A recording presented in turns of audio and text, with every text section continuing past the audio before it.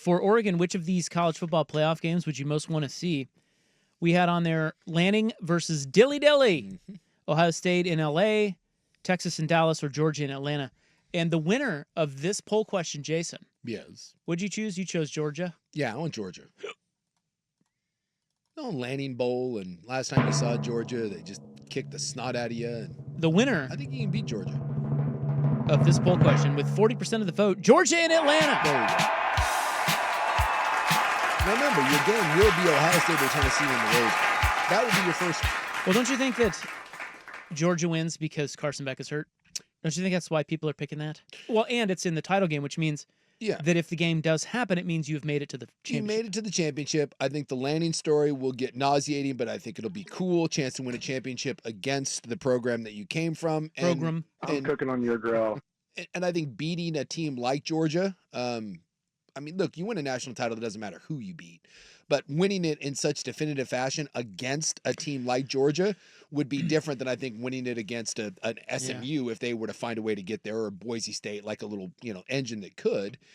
And then you throw in the fact that Carson Beck is probably not going to play, and you're going to get a backup who really hasn't played any ball, and who threw one of the worst interceptions I've ever seen, and is going to get himself killed because he just seems to run at a moment's notice and put his head down like some sort of idiot. So yeah, I think all of those things, and we've seen Georgia look very average this year against even decent competition. So I think there's a lot of things that point to why you want to play Georgia. Yeah, I just don't. I don't know that they're going to get there with the backup quarterback. Yeah, his face though, when he got, we didn't talk about this yesterday.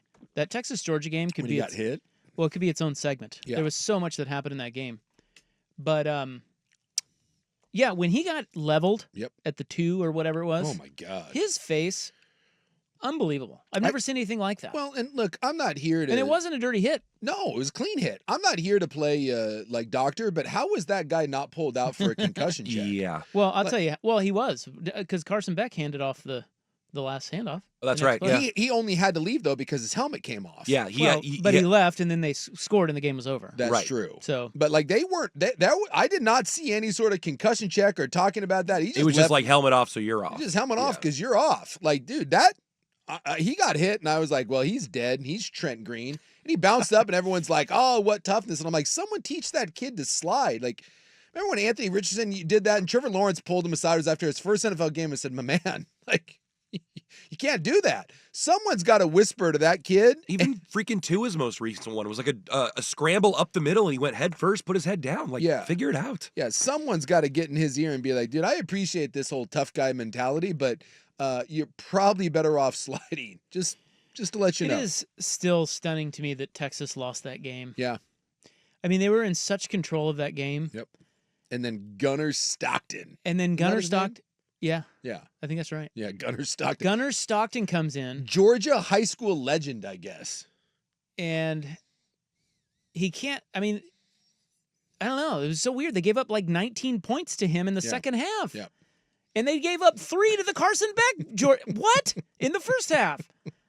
God, Texas is a mess. The fact Texas didn't like manhandle them. Yes. When they only went to the half with a 3-point lead, I thought they were doomed. Well, and I couldn't understand. Well, until Beck got hurt. Well, Beck got hurt right at the end of the half. But they should have been mopping them. It should have been 21-3. Yes, because they were moving the ball up and down the field. All up and down the field. And then they were only had 6-3, and they had a bunch of penalties, shot themselves in the foot. And you were like, oh, okay. In the second half, Texas will take control of this game. And then Carson Beck doesn't come back in, and you're like, well, Texas is going to win going away. Wrong. Well, and unbelievable. Quinn Ewers, he sucks. He doesn't suck. I can't say that he sucks, He's but not great. He's not even with he's those not great. With those receivers and the talent around him. It's like Drew Aller. I know he doesn't suck, but I also don't want him to be my quarterback. So we talked about this a little bit last night on Ducks Roundtable. We were talking about the quarterbacks in the playoff, and it feels like what separates these guys is that the Drew Allers and the Quinn Ewers, those guys are awesome like 85% of the time against everyone they should be awesome against. But then in the big games, they don't do it. Dylan Gabriel's like the different guy where he might throw goal line picks in the games where you're playing bad opponents, but he has stepped up in every big game in all those spots. And I watched the Georgia Tech quarterback. I'm gonna bring up the numbers here. He was awesome. Haynes King. Yeah. Haynes King, who had 24 carries for $110, 5 yards a carry, and he ran for 3 touchdowns. At some point, and I get that Sark has to massage this carefully, at some point, don't you go to Arch Manning's like a 4-4 kid. Yeah. At some point, don't you just go to Arch Manning and say, "Hey, we're struggling. We're without our All-American tackle. He was out. I think Ewers got sacked like 6 times. Georgia Tech ran it down their throat with their quarterback. At some point, don't you just go to Arch and say, "Hey, man, this is what we're going to do. We're putting it on your shoulders, and we're going to use your legs, and we're just going to cram it down their throat. We score a touchdown here. This game's over. Georgia's not coming back on us."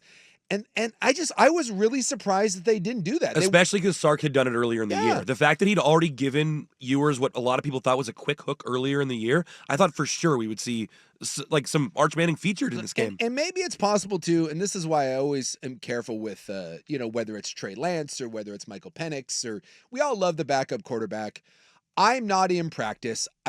No one is. And so maybe If he was that much better than Ewers. maybe Arch Manning in practice just kicks rocks. Maybe there's just nothing there, and that's why. But boy, when I'm watching Texas and I'm watching Quinn Ewers, it just feels like there is more meat left on that bone than just about any other offense in the country. And with a defense that's that good and the talent you have on offense, it feels like Texas is wasting an opportunity.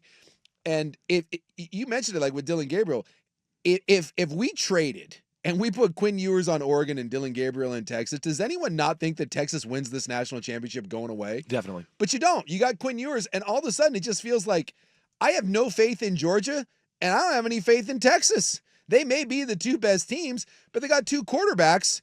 Well, now you're down to the backup quarterback who couldn't even beat out the kid that wasn't very good. And so I don't know. Texas and Georgia just don't scare me right now because of their quarterback play. Where were we?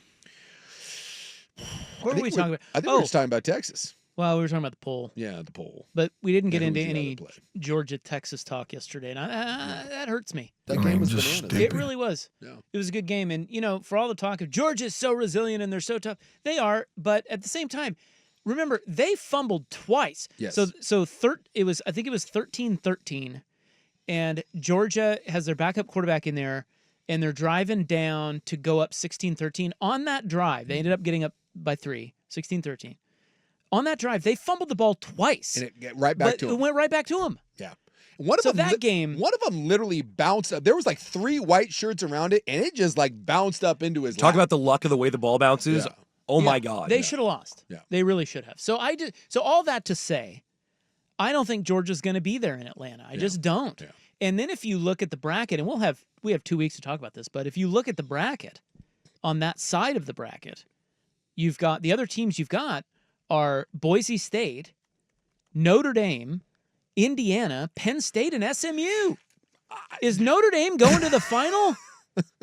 Is Penn State going to the final? If you asked me right now, I think I would take Notre Dame. I think one of those 2 teams is going to the final. I think so too. Notre Dame gets they're a lot like Georgia and Texas in that it's not great quarterback play, but I think as this has gone on, Riley Leonard, one, they just rely on him to run, and I think he's not making big mistakes, and they run the ball and they play really good defense. I think Notre Dame's coming out of the bottom half of that bracket, Wow. and this is Wow. going to be a bold statement right Your here. boy Riley Leonard. Whoever comes out of Oregon's side, whether it's Ohio State, Texas, or Oregon, the winner of the national championship is coming from there. Whether it's Ohio State, Oregon, or Texas, whoever gets through, I don't feel that way about Tennessee because their offense is dreadful. I don't feel that way about Arizona State. The talent level just isn't there. It's the same thing with like Boise State and SMU. Clemson, get out of here. So I'll say Texas, Ohio State, or Oregon. Whoever comes out on that side, I think they win the national championship. I would like for people to dismiss Clemson at their own peril, and I'm not saying they're going to. I will. I'm not saying they're going to win the tournament, but they have a lot of really good players on defense. Yeah. They have a championship level coach, and their quarterback, if time is really good. Yeah. Well, I'm dismissing them. Okay. I'm just I'll like, take the 11 points. I think I might too. That's a lot. It's a lot of points. I mean, why is Texas favored by 11 over anyone? That's what I'm saying. Yeah. At any rate, Riley Leonard, he's kind of a dual threat guy, Yeah. right? He can run, and can run. that's the type of quarterback that hurts Georgia. Yeah.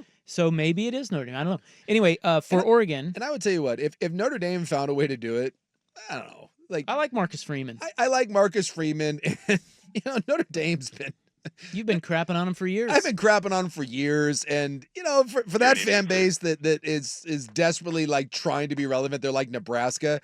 It wouldn't be the worst thing in the world if Notre Dame ended up winning one. I'd tip of the cap and be like, "Good for you, Notre well, we Dame." can't have Penn State. Well, I don't I can't have Penn State. but they're Although I don't want Lou to win one because I hate listening to him.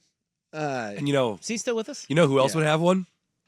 Rudy. Rudy, Oh my your God. boy. All right, well, see now you're.